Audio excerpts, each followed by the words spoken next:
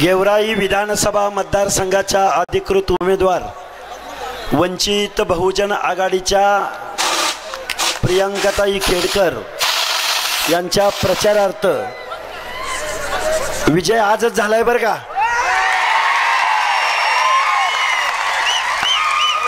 आजच विजय झालेला आहे। इथं माणसं किती उपलब्ध आहेत सांगा, किती माणसं असतील? किती माणसं असतील? 10,000। किती? 10,000 माणसांनी फक्त 10 माणसं जोडली ना तर 1 लाख मत होतात। 1 लाख।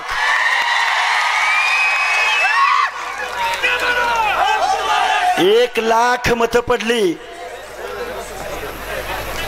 आजच सेलिब्रेशन केले। आजच या महाराष्ट्रामध्ये वंचित बहुजन आघाडीच्या वतीनं पहिला आमदार होण्याचा मान प्रियंकाताई खेडकर मिळवतील हा माझा विश्वास आहे। एकच पर्व, एकच पर्व।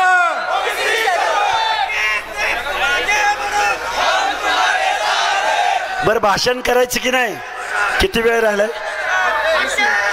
20 मिनिटं राहिलेत। 20 मिनिटं, फक्त 20 मिनिटं राहिलेली आहेत। आणि पोलिसांचं एक प्रेमपत्र मला मिळालेलं आहे की 2 जातीत तेढ निर्माण करायची नाही आणि यांच्या आम्ही शिव्या खायच्या। म्हणजे तुमच्या भावनेला किंमत नाही आणि यांच्या भावनेला लाल रेड कार्पेट घातलं जातं। हा महाराष्ट्र आहे। या महाराष्ट्रामध्ये देशामध्ये लोकशाही आहे आणि एवढी जनता उपस्थित असल्यानंतर कोण पराभव रोखू शकते तेच बघतो। काय झालं? 1 वर्ष, मागील 1 वर्ष माझ्या या बीड जिल्ह्याच्या भूमीनं अपमान झेललाय। अपमान काय झेललाय? अपमान। अरे आमच्या गावगाड्यातल्या माणसांना दुय्यम वागणूक देण्याची भूमिका या बीड जिल्ह्यामधल्या काही लोकांनी घेतली। इथं कोण आमदार आहेत? लक्ष्मण पवार नावाचा माणूस होता, बरोबर आहे का? काय आहे, वैचारिक बोलायचं होतं मला खरं तर, पण आता 20 मिनिटं राहिलेत। अजून एखादा गुन्हा पडेल आपल्यावर, भीत नाही।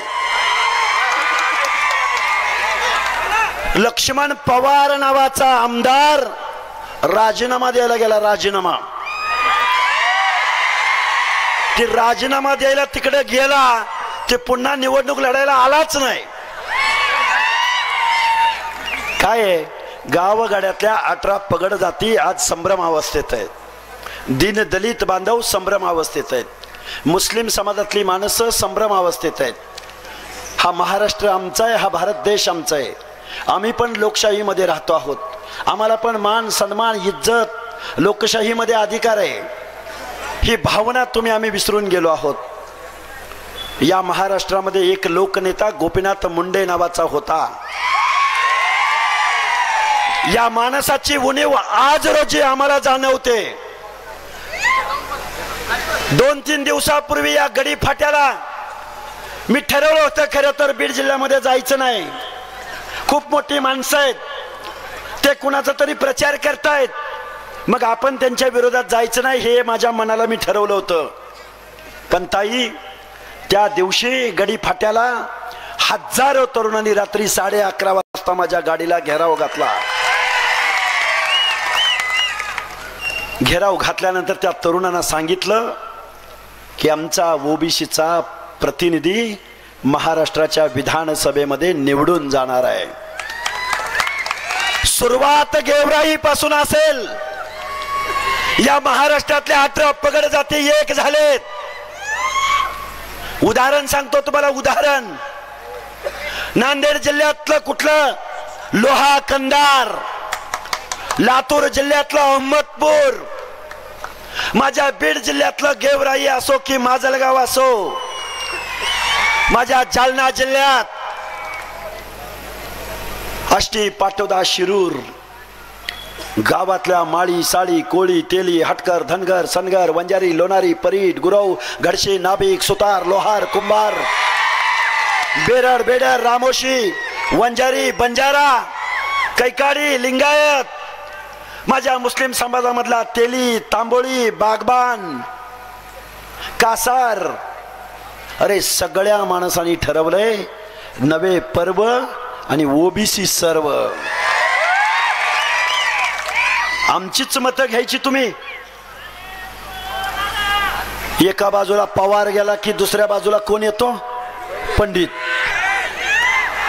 आणि पंडित गेला की कोण येतो पवार आणि तुम्हा आम्हाला कशाला भांडायला लावलं सरपंच पदाला पंचायतीला कशाला भांडायला लावलं पंचायतीला बरोबर का अरे या माणसांना नेता कुणी बनवलं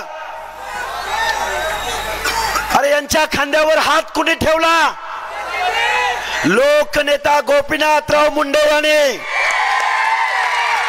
आणि या माणसांनी कुणाला पराभूत केलं तर त्या लोकनेत्याच्या कन्या पंकजा मुंडे यांना पराभूत केलं की नाही हा पराभव विसरलाय का तुम्ही काय तेढ निर्माण होत्या कशाची तेढ निर्माण होत्या दोन समाजात आमची घरं जाळली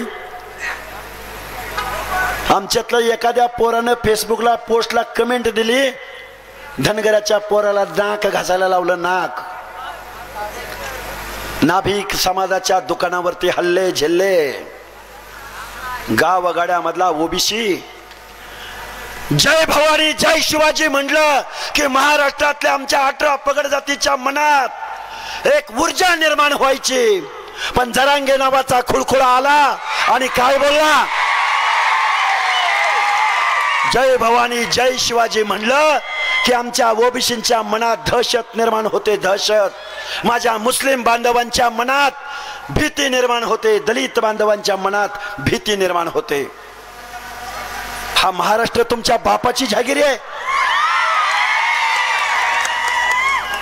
हा महाराष्ट्र 18 पगड जातींचा महाराष्ट्र आहे पवार असतील पंडित असतील सोळंकी असतील कोण तर तो आता कोण गप्पा सोनवणे आलाय गप्पा बाप्पा हा आम्ही माणसं नाही होत आम्ही माणसं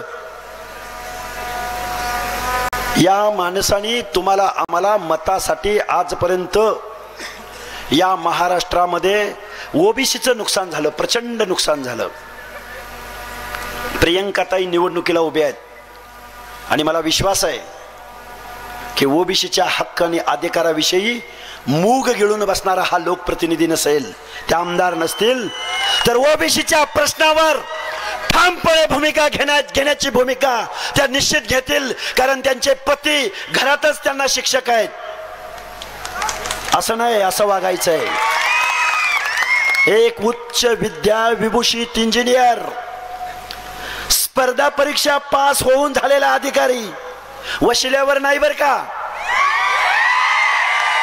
अनेक अधिकारी निर्माण करणारा निर्मिक गावगाड्यातल्या ओबीसींचा बहुजनांचा आवाज बनू पाहतोय तुम्ही माणसांनी साथ द्यायचे साथ आपला आवाज कायद्याच्या सभागृहामध्ये निवडून गेला पाहिजे काय काही लोक तुमच्यामध्ये गैरसमज पसरवतील अरे आम्ही सामाजिक सोशल इंजिनिअरिंग केलंय सोशल इंजिनिअरिंग माझ्या गावगाड्यातल्या सगळ्या लोकांना माझं सांगणं आहे आम्ही मुखेडला सांगावा पाठवलाय आमदार तुषार राठोड तिसऱ्यांदा निवडून येतोय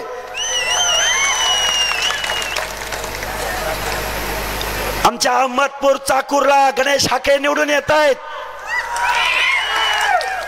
लोहा कंदारला चंद्रसेन सुरनार इकडे धोंडे साहेब अरे गावगाड्यात आम्ही सांगावा भेजलाय सगळ्यांना पाठवलाय अरे आपली माणसं तिकडे गोपीचंद पडळकर असतील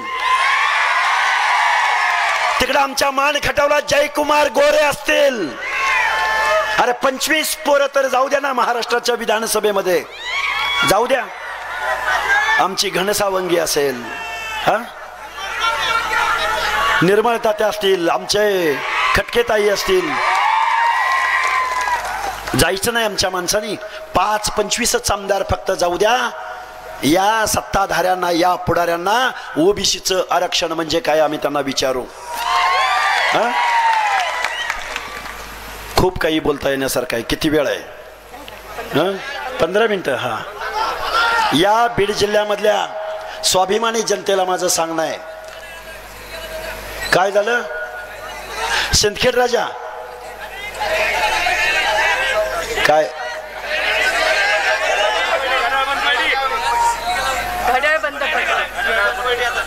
घड्याळाचं काय गेला?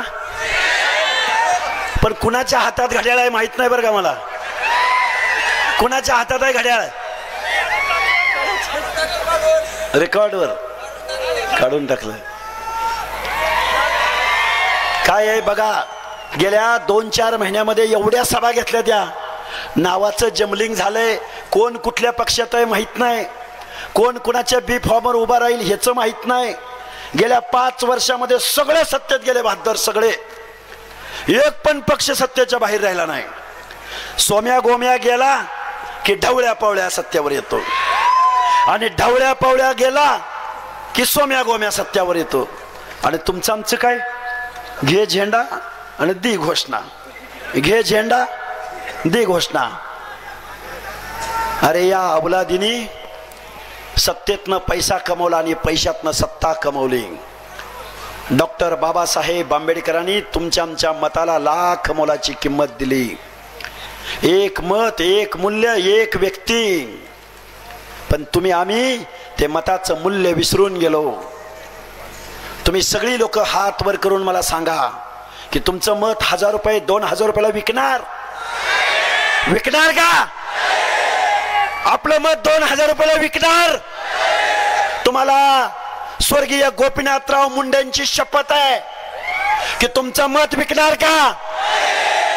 अरे जाऊ दे ना, सर्वसामान्य कुटुंबामधली व्यक्ती महाराष्ट्राच्या विधानसभेमध्ये, अरे विधानसभेत नाही बोलू दिलं, त्या विधानसभेच्या पायऱ्यावरती बोलतील.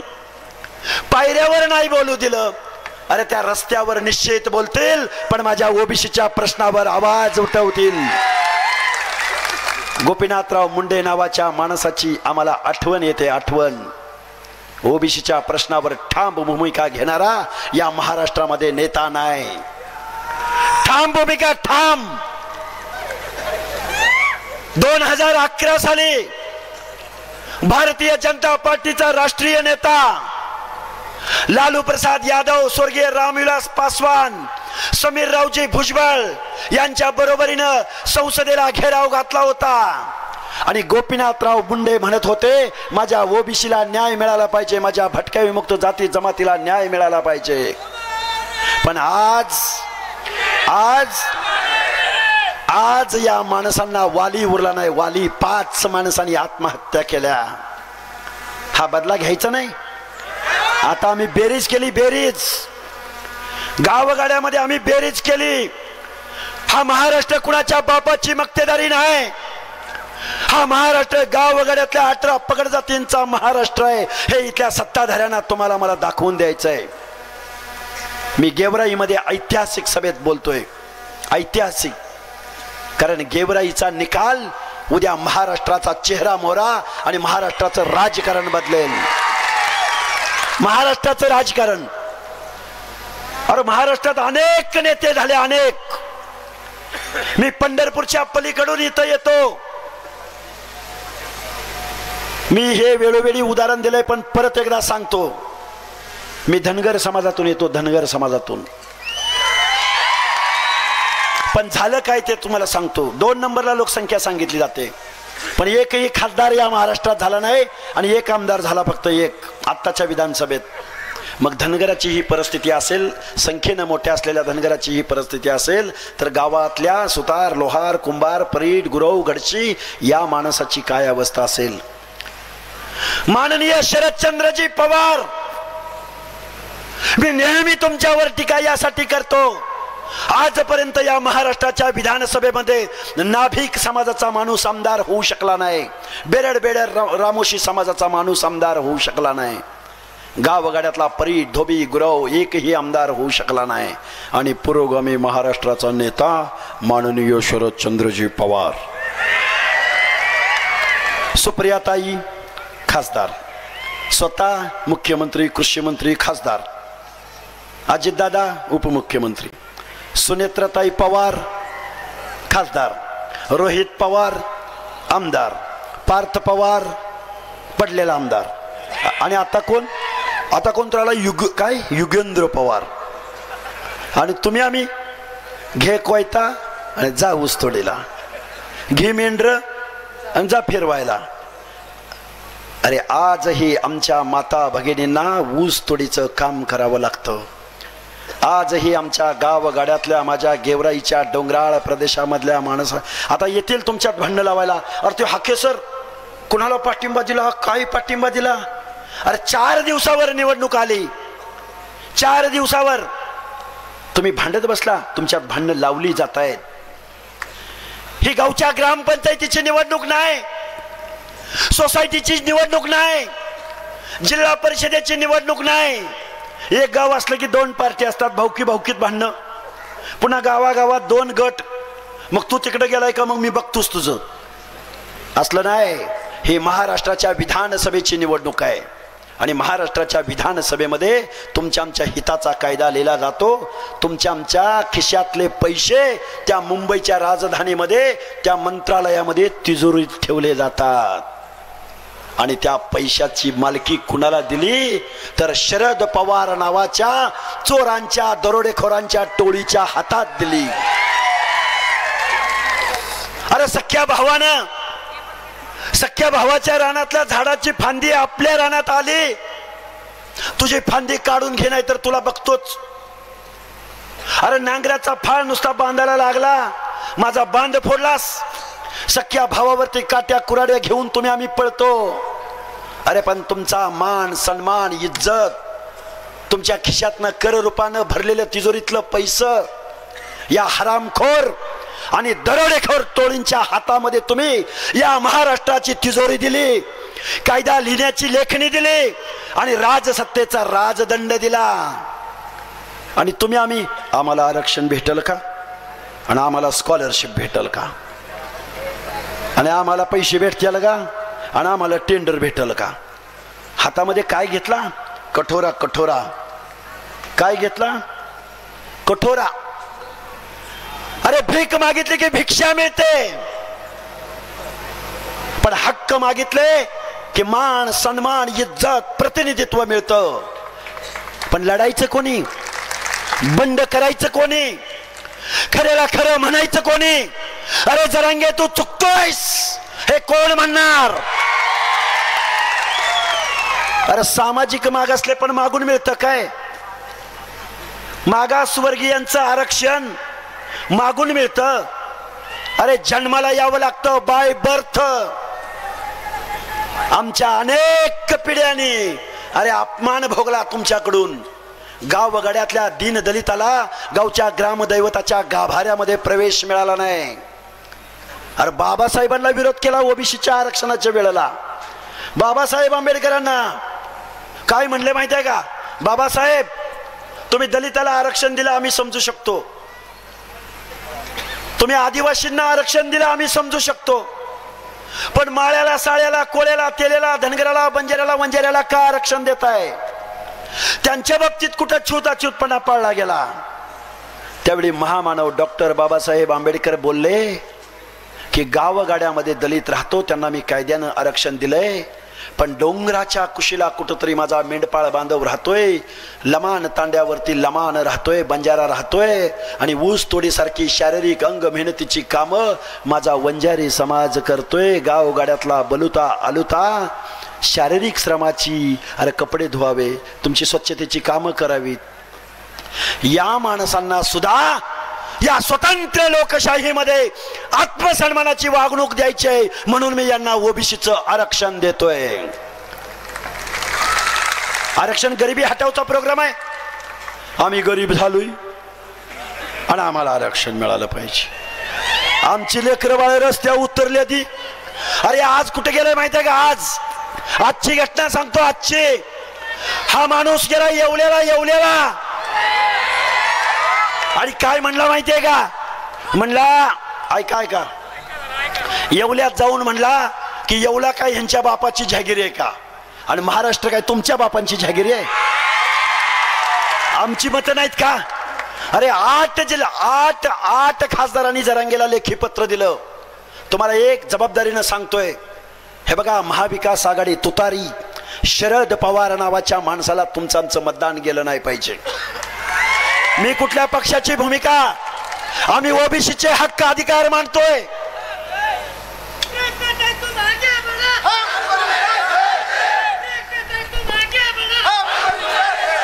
बघा, ठरवलंय लोकांनी ठरवलंय.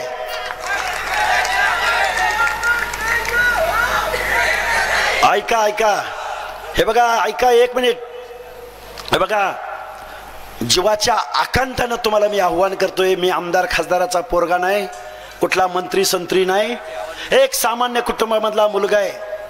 बाबांनो, माझी तुम्हाला हात जोडून कळकळीची विनंती आहे की हा शब्द खाली पडू देऊ नका.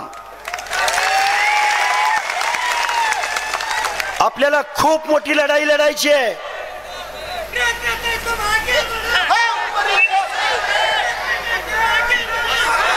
आपल्याला खूप मोठी लढाई लढायची आहे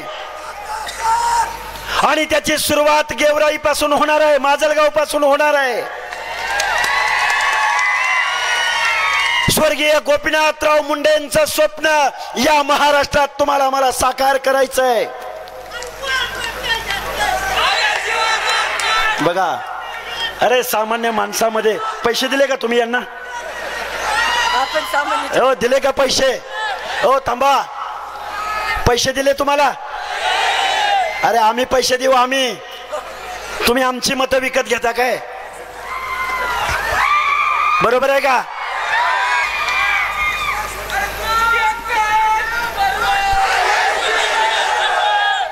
हे बघा, ऐका,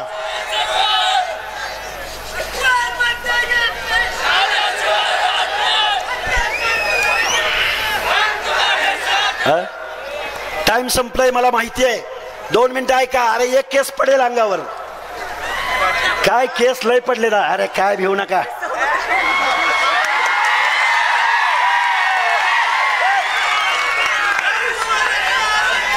माझी तुम्हाला विनंती आहे, मोबाईलचे टॉर्च लावा, टॉर्च.